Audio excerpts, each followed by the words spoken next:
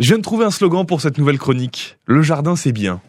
Qu'est-ce que vous en pensez de mon slogan, Roland Motte? Super. Là, vraiment, j'ai bien bossé, là. Ah ouais, là, vous avez bossé, ça fait combien? Vous êtes une semaine? Ça fait, oui, une semaine que je suis là-dessus. Ouais, c'est bien, bon, bien. J'ai bien bossé, hein. j'ai le slogan de la chronique. Maintenant, c'est à vous de bosser, Roland, à vous de nous parler d'une fleur aujourd'hui. Oui. D'une fleur et d'une plante aussi, puisque ça va avec. C'est pas faux. Oui, c'est la glycine.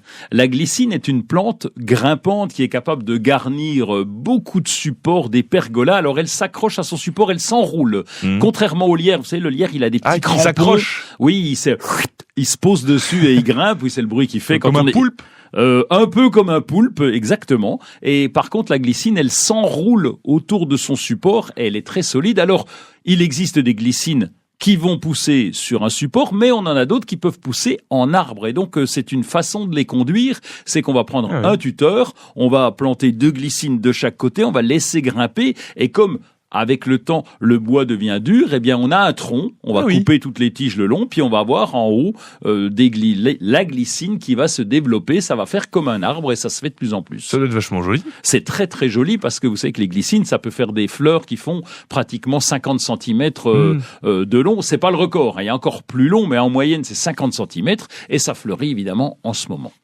Ça pousse bien ici, chez nous? Oui, ça pousse chez nous très bien parce que ça résiste au froid. Ça fait pas longtemps qu'elle est là, hein. Ça fait depuis 1816. Ah oui, c'est plutôt récent. Bah, c'est plutôt récent, oui. Elle est originaire d'Asie et des États-Unis puisqu'il y a plusieurs glycines. Et donc, elle est maintenant très connue, très utilisée au jardin et très utilisée en parfumerie également, pratiquement alors pas les vôtres, hein, mais je veux dire les bons parfums. Eh bien, il y a toujours un peu de glycine avec. Oui, moi je pue, c'est ça mon parfum. C'est ce que j'ai choisi.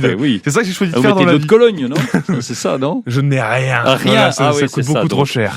Ok. Roland, ça a l'air d'être quand même quelque chose d'assez solide parce que ça s'accroche à un tuteur, ça grimpe, ça m'a l'air d'être solide comme alors plante. c'est même tellement solide que c'est capable de broyer le tuteur. C'est-à-dire des fois, ça pousse après des tiges en fer et c'est tellement solide. Avec le temps, c'est capable de tordre le fer. Et alors, je vous dis même pas pour le bois. Donc, on a intérêt à avoir des tuteurs. Attention, alors. Oui, il faut avoir des tuteurs qui tiennent debout quand même. Ça peut devenir trop envahissant et venir nous embêter un peu? 15 mètres de long, 1 pouce. Voilà ce que ça peut faire, 15 mètres de long, donc ça fait déjà une belle bête. Alors évidemment, ça se fait progressivement, mais elle est capable d'aller loin, et donc ça peut garnir complètement un balcon, et c'est d'ailleurs très très joli. Ça se taille, il n'y a pas de problème, si on voit que c'est trop long, on coupe? Ça se taille, on va tailler après la floraison, on va déjà retailler un petit peu, et puis on va limiter, parce qu'elle est tellement